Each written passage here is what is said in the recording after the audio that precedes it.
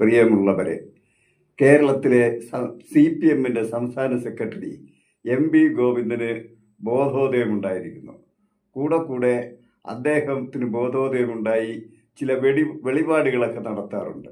അതുകൊണ്ടാണ് അണികളെല്ലാം അദ്ദേഹത്തിൻ്റെ പിന്നിൽ പാറ പോലെ ഉറച്ചു നിൽക്കുന്നത്.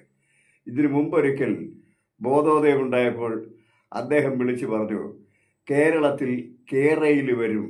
അന്ന് കോഴിക്കോട്ടെ പെണ്ണുങ്ങളെല്ലാം കാലത്ത് അപ്പം ചുട്ട് എറണാകുളത്ത് വന്ന് അപ്പക്കച്ചവടം നടത്തി ഉച്ചയ്ക്ക് മുമ്പ് വീട്ടിൽ തിരിച്ചെത്തി ലഞ്ച് കഴിക്കുമെന്ന്.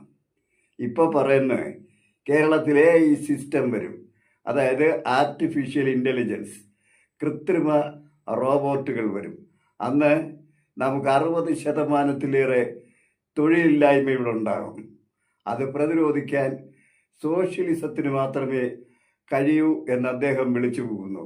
അത് കേട്ട് മാർക്സിസ്റ്റ് അണികളെല്ലാം ആവേശഭരിതരാണ്. ഈ മാർക്സിസ്റ്റ് അണികൾക്കൊരു പ്രശ്നമുണ്ട്.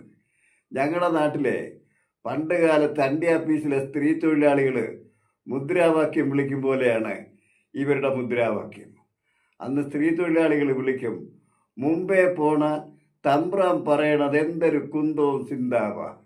അതുപോലെയാണ് ഈ മാർക്സിസ്റ്റ് അണികൾ. ഗോവിന്ദൻ തമ്പുരാനും പിണറായി തമ്പുരാനും പറയണത് എന്തൊരു കുന്തവും സിന്താവ.